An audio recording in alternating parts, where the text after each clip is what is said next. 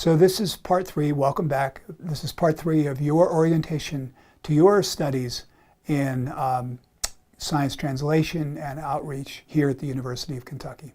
So part 3 is about your advisory committee, and I want to stress that word. This is your advisory committee. So that means you have a responsibility for making sure that the committee is meeting your needs, and it provides the opportunity to interact with these very excellent people.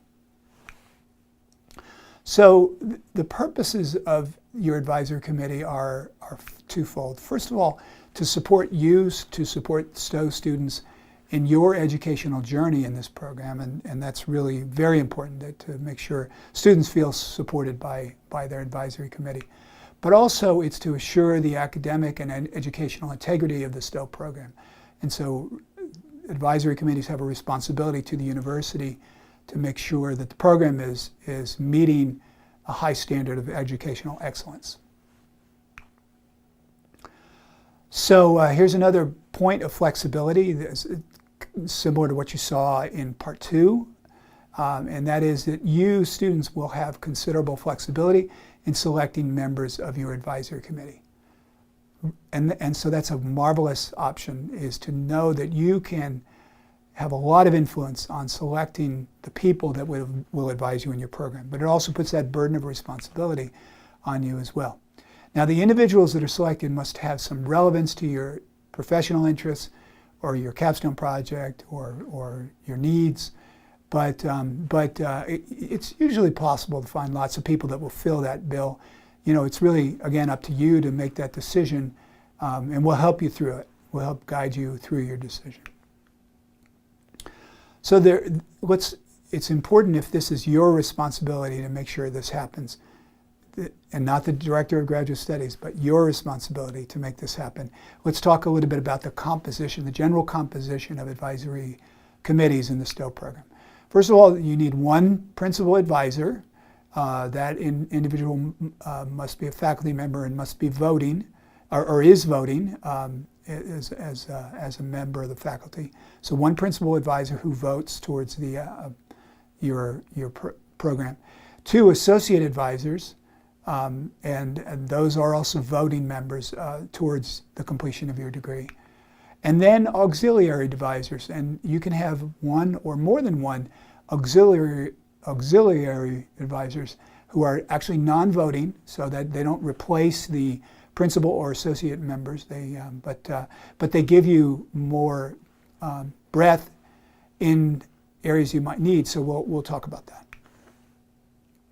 So let's focus first on the principal advisor. That is going to be the person that you interact with most with respect to your STO program. You are required to select your principal advisor by the completion of 6 credits, so that's usually 2 courses, and by then you have to have somebody in mind that you've reached out to and who has agreed. And you know, how do you identify a principal advisor? Well, I don't mind discussing that with you, but I think the main thing is you have lots of options available to you. First of all, through extension projects you've done in the past with faculty members or extension specialists that you respect. You may have had previous classes, and you think back to classes, and you might want somebody who you enjoyed in the class. The extension projects that you've been involved in, or the CAFE website. You go into the College of Agriculture, Food, and Environment website, and you just sort of browse the departments, and you see what faculty members are doing in the college. And you can always shoot me an email, hey, I was interested in person X and person Y. What do you know about them? You know, what do you think? So I'll help you through that, but it's up to you to sort of make that first look. And then you need to fill out your advisory committee by the completion of 9 credits, so typically 3 graduate courses.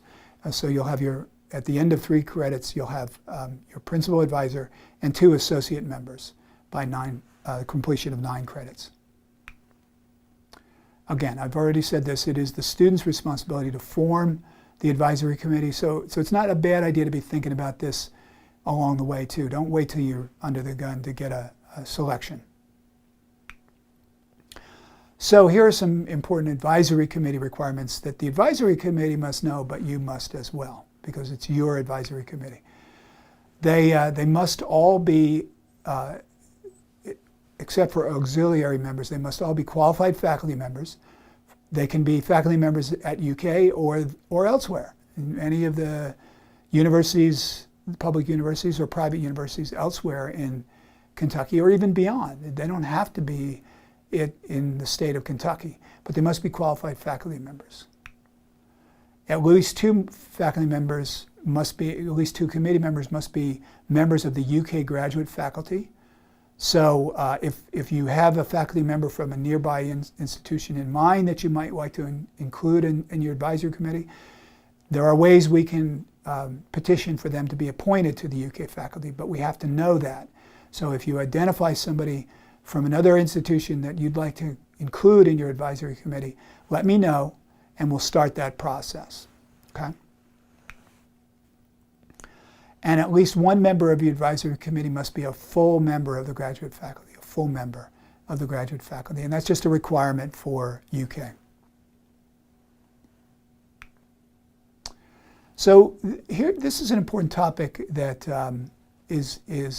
reflects the freedom and the individualized study that you can avail yourself of here in this STO program, and that is the auxiliary member, committee member. Your advisory committee may include one or more than one auxiliary member if you think it's important, and you can make that case to the Director of Graduate Studies or to your advisory committee. Okay, so these may be, as you see in the second bullet, community partners in the public sector, community partners in the private sector, or government, people that are outside of the academy, but who have special knowledge and solid knowledge in some area that you think is important for your capstone project or your general education. So feel free to identify auxiliary members. You can have as many as you want. It's probably a limit I might suggest of having just a small number, because then it becomes unwieldy to manage your committee. But I do encourage you to think about auxiliary members. They, unfortunately, if they're not affiliated with universities or colleges, they're non-voting. So they don't replace your other members. But again, there might be a particular community individual who really brings special knowledge to the table for you in some way. And on that basis, if you want to include them as an auxiliary member, I certainly would be supportive of having that discussion. So let's keep that in mind.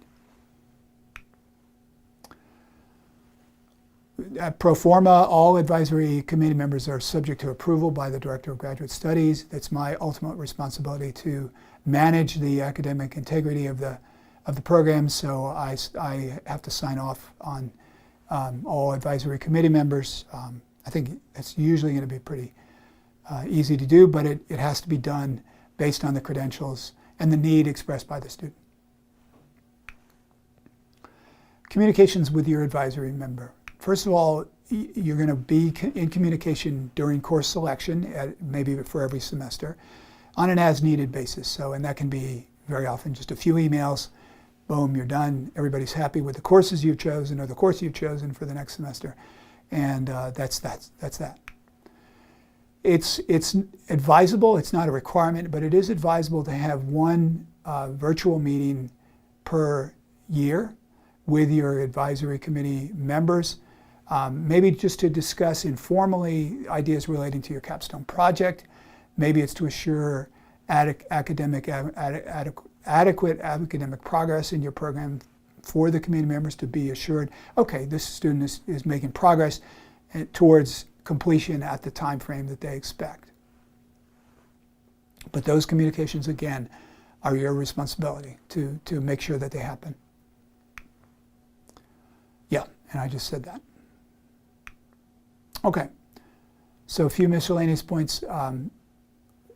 When you need somebody to sign off on a particular course selection for course approval, you can start with me, the Director of Graduate Studies, or DGS, we often abbreviate it as.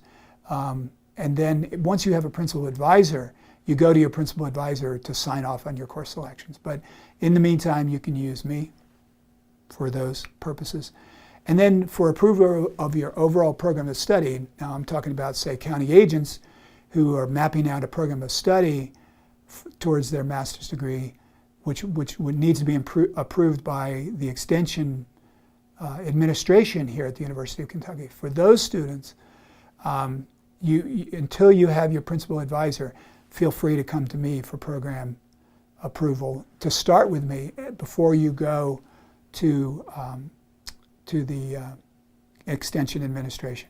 So always for program or course approval, you just consider either me or your principal advisor your go-to person to start with.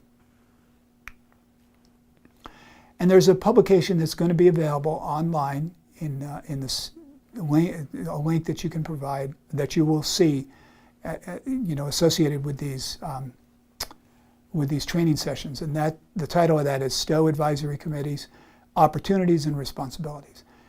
Make sure you have a copy of that and you provide a copy to all your advisory committee members. Once they've agreed, make sure, or even before they've agreed, make sure they have a copy of that so they can see what is expected of them.